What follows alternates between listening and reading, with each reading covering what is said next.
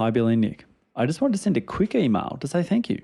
I stumbled across your podcast earlier in my parenting journey, and it's been such a valuable resource, full of honest insights, laughs, and lessons that have helped me grow, not just as a dad, but as a person. I've got two beautiful girls. One is 2, the other is 5, and they've both taught me more about myself in their short lives than I've learned in the 30 years before they came along. Our eldest was born at 32 weeks due to my wife having major placenta previa. She spent 4 weeks in NICU, neonatal intensive care unit, before we were finally able to bring her home. It took us both a long time to adjust to becoming parents after such a stressful and emotional start. It was a rough start. I can't imagine that. From an early age, our eldest demanded our full attention. She was never able to play independently and needed us constantly by her side. The only real way we could calm and soothe her was by reading, sometimes for hours each day. By the time she was 3, she could recite sentences of her favourite books from memory, often finishing the next few sentences before we could even turn the page. It was incredible, but also emotionally and physically draining at times.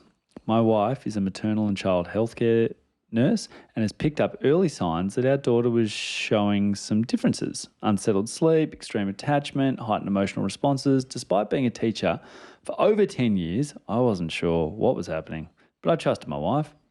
After almost a year of appointments with various allied health professionals, she was diagnosed with autism late last year.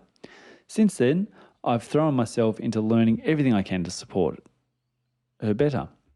One of the most powerful resources I came across was yellow ladybugs, supporting autistic girls and gender diverse youth. It was a complete eye-opener, not just as a parent, but as a teacher. It helped me understand what masking looks like in girls, the social and emotional toll it takes, and why so many are missed or misunderstood. It answers a lot of questions I didn't even know I had. We're doing our best each day, but I won't lie, it's exhausting. Like so many parents of neurodivergent kids, we carry both deep love and deep concern. Our daughter is incredibly articulate and emotionally aware. During her meltdown, she'll often say, "I don't know what's wrong. I want to be good. I can't help it." Those moments break us. One thing that's both beautiful and heartbreaking is how our neurotypical 2-year-old daughter has developed such an incredible awareness of her sister's needs. She'll instinctively try to comfort her or help her settle. While it makes us so proud, I worry that because so much of our energy goes into our 5-year-old, our youngest needs aren't always being met in the way she deserves. That's a hard one to sit with. Our biggest concern is our eldest long-term mental health. Will she be able to truly feel peace and happiness, whatever that means for her? And in a world that still doesn't fully support neurodiverse needs, how can we help her develop the mental health habits and resilience that will carry her through? I know there's no single answer, but I'd love to hear your thoughts. How do we give both our girls the best chance at a mentally healthy and meaningful life? Thanks again for the work you do. It matters more than you probably realise. Yeah, rough start, isn't it? We know that kind of, we've been asked a fair bit recently actually to talk about that kind of medical trauma that happens a lot early in kids' lives and then trying to come back from that. And it's traumatic, and kind of that's where we've spoken about this before, but the idea of just shifting straight to resilience when, especially if the ongoing thing, whether it's medical trauma or something else, is continuing to happen. I think we don't realise, we speak to this about the fellows a lot, is that this child doesn't have a history of developmental trauma. They're in active developmental trauma because they're changing foster homes. They're still in an environment that overwhelms them and causes them significant anxiety. That's really common in neurodivergent kids, like things like that. And so you can't shift towards resilience or let's put in proactive mental health supports so that this kid will, not relapse, because you're like, no, they're actively in an environment they don't feel safe now. We need to sort that out first. And it's a really common thing. I think the other thing, the reason that so many questions, like the hardest thing is the ones we don't pick. But the reason of that is there's 2 bits in it, isn't there? There's the sibling, and I think siblings are really important in this context. And I don't know what it was like for you, but I grew up being parentified. What's that mean? Having to be a parent. My older brother had to be a parent for me and my little brother. I had to be a parent as well. And it really sabotages a healthy relationship through your childhood, but especially in adult life when you get back to that, because Yeah, there's a lot of conflict, there's a lot of resentment, there's a lot of those things. So thinking about how do I let these kids just be siblings and have the space to stuff it up. We've talked about before, how do we make sure in a realistic way, it's really hard if one kid is really struggling, but I also have space to celebrate and joy and support the other kid or other kids. Like Charlie is such a cruiser. He's like his mum, he's just turned 2. Like he doesn't need much support. The vulnerability is that, like we've seen with his language development, is that he doesn't get much attention. And so whereas Evie is just, you're so drawn to her, she has such big emotions and all that stuff that she fills spaces.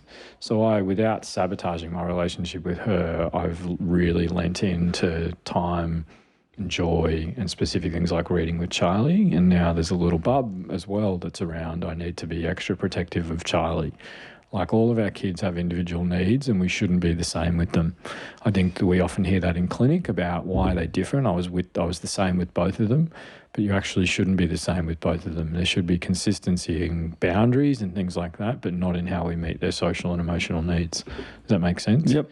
The idea of like how, this is what I worry about, like how do we build a proactive, sorry, you go. Can you run in seasons though? Like with... I just roll my eyes because I love all this like seasons or leaps or like. No, you and I will never line up on leaps. I believe in leaps so hard. Well, not that just saying you don't. I don't believe in stuff. No, sorry. It's like the sorry, love not language that stuff. Sorry. It's just like... I know, sorry. I shouldn't say you don't believe in it, but I'm like, I think it's a leap and I'm so firm on leaps. I'm like, it's a 2 week. If that stuff helps you think about what the kid needs, what you need and all that stuff, I'm all for it. I'm always like, something's just expanding for 2 weeks. It helps me get through the 2 weeks or write it off. And then when it settles, I believe in like just these things. Anyway, but like, isn't there like a time in your life where that kid's just going to occupy way more of your energy than the other one? Yeah, but if you've got one kid that's like needing every bit of energy you've got, you just got to think about the experience of the other kid watching that, how it makes them feel, how do you actually know what their needs are? Like, and it's interesting to think about this in multiple neurodivergent kids as well. We medically have this obsession with like level of functioning or like severity, but you might look at, say, an autistic child who's level 3 of support needs, who's non-verbal, who's like self-harming and stuff, and you go, that kid needs heaps of help. Yep. I need to give them heaps of attention. You might look at the kid who's verbal and academically really bright and really thriving at school and like has heaps of extracurricular activities and all that stuff as, they don't need me. But what are they actually doing? How much effort are they putting in to be okay? Oh. Do you know what I mean? Right. Like if you got one of your kids that you're like, I'm not really worried about them, what are you gauging that off? Do you know what I mean? Yeah. Just probably because they can socially cope and get by and everything's exactly, pretty cool. But we shouldn't wait for them to drown to be like, I'll go to you now. No. I get that. I get that. Do you know what I mean? I know what you mean, but then there's the practical side. Yeah, but I think you've got to find some space somewhere, which is hard to say because I know how much a lot of people are struggling, especially single parents. But how do I just find some space to check in, celebrate, have a sanctuary for that other kid? I think it's a really important bit. The mental health side of like, we know, especially in neurodivergent kids, like what are the things that soothe them? What are the things they enjoy? We've already heard about it with this beautiful kid that they just love. Like being read to. Being read to. Like there's something really beautiful in that, isn't it? That they're like, it was exhausting. There's been this huge benefit from language, but I bet it wasn't just language. It would have been soothing. It would have been the rhythm. It would have been the connection. You know what I mean? Like mental health first aid tells us so much of that, of just like, I can sit here and talk to you in a way that hopefully means you connect with me and have calm. Now, if I don't, but I mean, this is therapeutic for me because I get every fortnight 1 or 2 hours to just sit with you. And I'm in this world. I'm thinking about who's going to listen to it, but I'm 100% here with just you. I'm not thinking about other stuff. So how do we make sure that we build those things? Like that's what works for me. This is what works for that kid when they're a little bub, and they'll probably carry that the rest of their life. How do we make sure we protect time and space for those type of things? Every single kid will be different in that. And that's why we think about, for example, differentiating repetitive behaviours of something like autism and repetitive behaviours of OCD. So if you think about, obsessional compulsive behaviours that sit within OCD, they're often because the kid needs to do something over and over again because they're so anxious, and that anxiety has a loop in it. That they do it, it slightly relieves the anxiety, but feeds that I constantly need to do this. And they don't fit with like who that person is. They cause them distress and discomfort. Whereas the repetitive soothing behaviours that we see, for example, in children with autism, is something that is in sync with who they are. Like I'm someone who loves crafting. So I sit and hyper-focus and do this thing over and over again. I line up the toy car and I do it over and over again because it soothes me. It's what I enjoy. It's what I'm into. It's what I'm passionate about. Those are, especially within neurodivergent kids, those are the protective things for their mental health. A lot of old school therapy pushed that down and said, that's not normal, stop doing it. Whereas what we actually are learning now is we need to actually create environments, opportunities and space to prioritise those patterns and those rhythms and those specific things that each individual kid does so that they carry it through their adult life and go, that's what I love doing. Like there's certain things that I do, there'd be certain things that you do that I just do, that I do over and over again. And a lot of the time I go into dysfunctional spaces like drinking wine, eating crap food, whatever, because I haven't had space for the healthier patterns and behaviours that I do. So thinking about each individual kid in their lives, I know what they are for Evie, I know what they are for Charlie, I'm learning what they are now for another little bub. Do you know what I mean? Like, and I need to make sure they get an opportunity to do that. Yep. Like, and for both of Charlie and Evie, activity and energy are a big part of what helps them and soothes them and keeps them happy, and that will protect their mental health. And I've got to create spaces for that instead of saying, hey, calm down, settle down, stop doing that. Because a lot of the time, especially out in public, you're just worried about what people are thinking about you.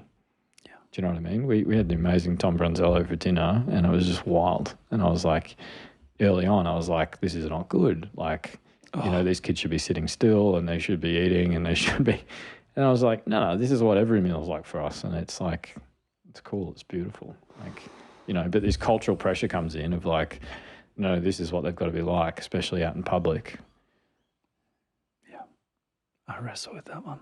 This podcast is brought to you by Guiding Growing Minds, a social enterprise that aims to give all children the best opportunity to reach their potential and succeed in living rich and meaningful lives.